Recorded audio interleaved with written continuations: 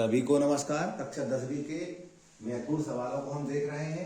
सवाल नंबर 1, दो रेल पटरियां समीकरणों x plus 2y minus 4 equal to 0 और 2x plus 4y minus 12 is equal to 0 द्वारा निरूपित की गई है। क्या ये रेल पटरियां एक दूसरे को काटेंगी? हमें सवाल में दो समीकरण दे रखे हैं। ये समीकरण दो रेल पटरियों को दर्शा रहे हैं, निरूपित कर रहे हैं। बताना है कि क्या ये पटरियां एक दूसरे को काटेंगी। हम क्या करेंगे, इन समीकरणों की जांच करेंगे। क्या इसके अद्वितीय हल है या कोई हल नहीं है या अनंतान एक हल है। यदि अद्वितीय हल वाली कंडीशन लग जाएगी तो रेल की पटरियां एक दूसरे को काटेंगी। यदि कोई हल नहीं है वाली कंडीशन लग जाएगी तो रेल की पटरियां एक दूसरे को नहीं काटेंगी। तो हम यही देखेंगे। सबसे पहले समीकरणों को लिखा हमने, x plus 2y minus 4 equal to 0 पहला समीकरण था। दूसरा था हमारा 2x plus 4y minus 12 is equal to 0। पहले समीकरण से हम देख रहे हैं a1 का मान 1 है, x का गुणांक a1 होता है, b1 का मान 2 है, y का गुणांक b1 होता है और c1 का मान ऋण 4 है। विदाउट x वाली संख्या वो c1 है, ऋण 4 है। ऐसे यहाँ पर दूसरे समीकरण से a2 बराबर s का गुणांक 2 है, b2 बराबर y का गुणांक कितना 4 है और c2 बराबर -12 है। इस टाइप से हमने पहले समीकरण से a1 b1 c1 निकाला, दूसरे से a2 b2 c2 निकाला। अब हम सूत्र जो हमारे होते थे उन सूत्रों को लगाएंगे। हम जानते थे a1 बटे a2 बराबर है b1 बटे b2 बराबर है c1 बटे c2। देखते कौन सी सूत्र लगता है। यहाँ देख रहे हैं a1 का मान 1 है, a2 का मान हमारे पास 2 है, b1 का मान हमारे पास 2 है, b2 का मान हमारे पास 4 है, c1 का मान हमारे पास ऋण 4 है और c2 का मान हमारे पास ऋण 12 है। मान रख दिए हमने। हम देख रहे हैं 1/2 ठीक है, इसको काटेंगे तो 2 एकम 2 और 2 दूनी 4 जब 1/2 आ जाएगा। 2 एकम 2 और 2 दूनी 4, ये ऋण से ऋण कट गया, 4 एकम 4 4 3 12। तो ये बराबर नहीं है 1/3 के। क्यों?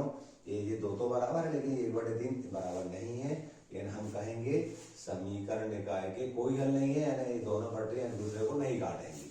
हम लिखेंगे यहाँ समीकरण निकाय के कोई हल नहीं है, कोई हल नहीं है, अतः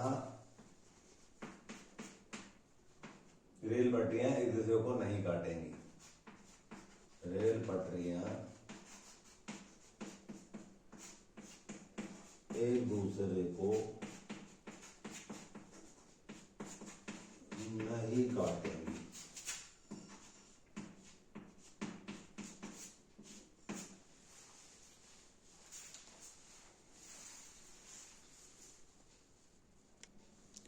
सवाल नंबर 2 था, अनुपातों a1 बटे a2 कामा b1 बटे b2 और c1 बटे c2 की तुलना कर ज्ञात कीजिए कि निम्नलिखित समीकरण संगत है या असंगत है। हमें समीकरण रेखीय समीकरण में दे रखा है, बताना है कि इसके संगत है या असंगत है।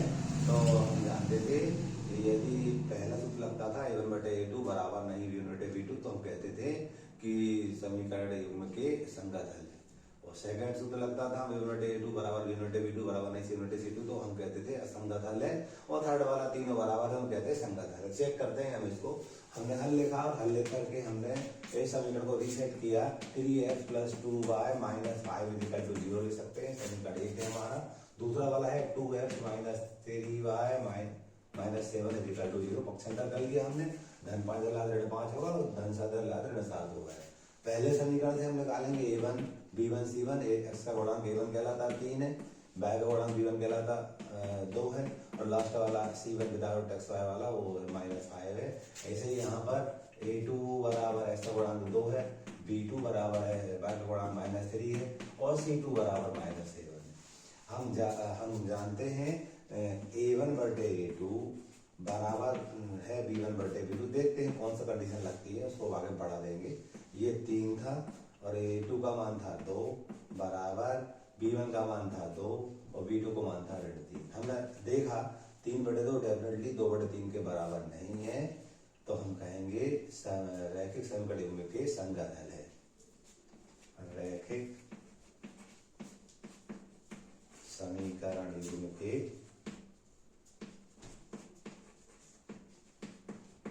संगत हल है।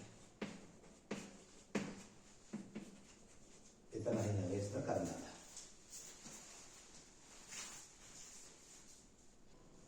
सवाल नंबर 3 था अनुपातों A1/A2, B1/B2 और C1/C2 की तुलना कर ज्ञात कीजिए कि निम्न समीकरण युग्म द्वारा निरूपित रेखाएं एक दूसरे को प्रक्षेपित करती हैं, समांतर हैं अथवा संपाती हैं। हम जानते हैं A1x + B1y + C1 = 0, A2x + B2y + C2 = 0। इस प्रकार का समीकरण रैखिक समीकरण युग्म होता है। उसमें पहली कंडीशन हमने देखी थी A1/A2 = B1/B2, तो हम कहते थे समीकरण निकाल के अद्वितीय हल ऐसा हम कहते थे, और अद्वितीय हल है। और हम बात कहेंगे तो रेखा प्रक्षेप करती है, प्रतिच्छेद करती है। जो रेखा रहेंगी वो प्रक्षेप करती हैं, चार्ट में लिख रहा हूं मैं। और इसके बाद और इसी में हम कहते थे कि इसके संगत हल, यदि ये सूत्र लग जाए। हम ये सूत्र को 3 प्रकार से याद रखेंगे।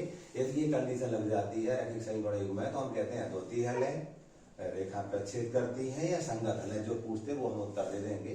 सेकंड वाले की हम बात करते हैं, तो सेकंड के लिए हम देख रहे हैं A1/A2 बराबर B1/B2 बराबर C1/C2 बराबर नहीं C1/C2, तो हम कहते हैं कोई हल नहीं, कोई हल नहीं।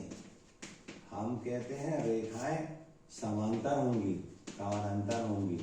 हम कहेंगे समीकरण युग्म का असंगत हल होंगे, असंगत है। इसके बाद हम थर्ड वाली बात करते थे A1/A2 बराबर B1/B2 बराबर C1/C2। हम कहते हैं अपरिमित रूप से अनेक हल है, रूप से अनेक हल है। हम कहते हैं रेखाएं संपाती होती हैं, और हम कहते हैं संगत है, निकाय संगत है। इस टाइप से हमें याद है, इसका यूज करके हम सवाल को कर सकते हैं। अब देखिएगा हमने यहाँ हल लिखा, हम देख रहे हैं इस समीकरण से A1 का मान 9 है, B1 का मान 3 है और C1 का मान हमारे पास 12 है। हम देख रहे हैं ऐसा गुणांक 9 था, तो A1 9 है, Y गुणांक 3 था, B1 3 है और C1 का मान 12 है। ऐसे ही A2 का मान यहाँ 18 है, B2 का मान हमारे पास 6 है और C2 का मान हमारे पास 24 है। सब कंडीशन लगा कर देखते हैं कौन सी लग रही इनमें से। A2 बराबर B1/B2 देखते हैं कि नहीं बराबर है। 9/18 बराबर 3/6, काटेंगे 9 कम 9 9 18, 1/2 आया बराबर A भी 3 कम 3 दूनी 6, A भी 1/2 आया। इसको आगे बताया C1/C2 लिखा हमने 12/24, इसको काटेंगे 12 × 12 24, ये भी 1/2 आया। ये तीनों बातें हमें बराबर मिल गई, तो हम क्या कहेंगे, क्या कहा था, रेखा प्रक्षेप करती है, समांतर है, संपाती है। तो हम देख रहे हैं तीसरी कंडीशन लागू हो रही है, तो हम कहेंगे रेखाएं संपाती है, रेखाएं संपाती है। कोई भी सवाल आ जाए, यदि फार्मूले मालूम रहेंगे तो हम उस सवाल को आसानी से कर पाएंगे।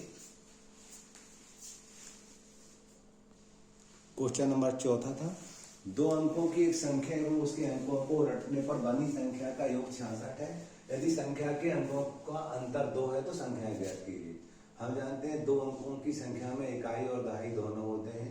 पहले मानेंगे, माना संख्या का इकाई का अंक x है और दहाई का अंक y है, डेफिनेटली संख्या 10y धन x हो जाएगी।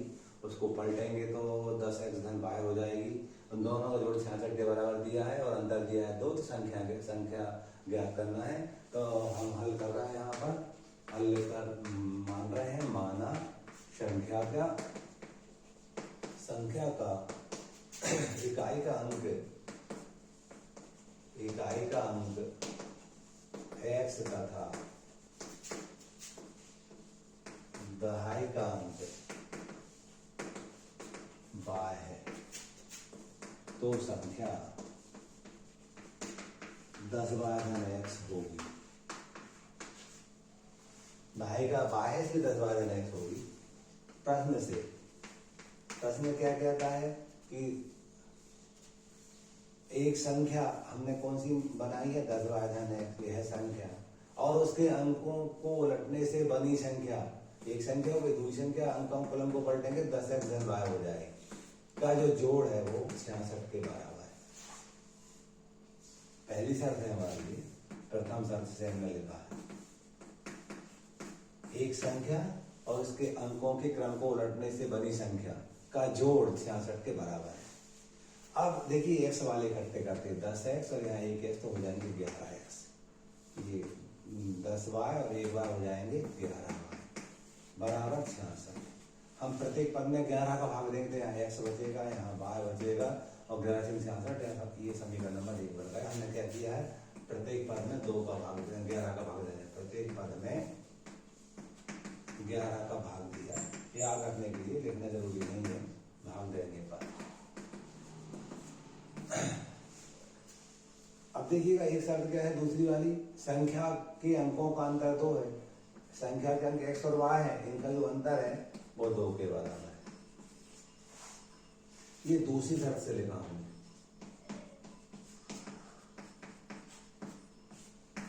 समझने के लिए चूंकि प्रश्न से लिख दिया तो प्रश्न से चल रहा है हमारा, दोनों को विलोपन से हल कर लेंगे। ये y से y कट जाएगा, 1x और 1x हो जाएंगे 2x, 2 से हो जाएंगे 8, x बराबर, जी 2 गुणा कर रहा है, इधर आएगा तो भाग करके 8/2 लिख देंगे, x बराबर 2 चौको 8। अब क्या करेंगे हम, इस मान को हम समीकरण नंबर 1 या 2 कहीं रख देंगे हम। तो समीकरण 1 में x बराबर 4 रखने का, x प्लस y बराबर 6 था, 4 धन y बराबर 6, y बराबर 6 ऋण 4, पक्ष अंदर किया तो y बराबर हमारे पास 2 है। अतः वह संख्या हमने 10 बाय धन x थी, तो 10 y का मान कितना निकाला हमने 2, s का मान 4 है, तो 10 दूनी 20 धन 4 24 होगी। इस टाइप से हमें आंसर मिला।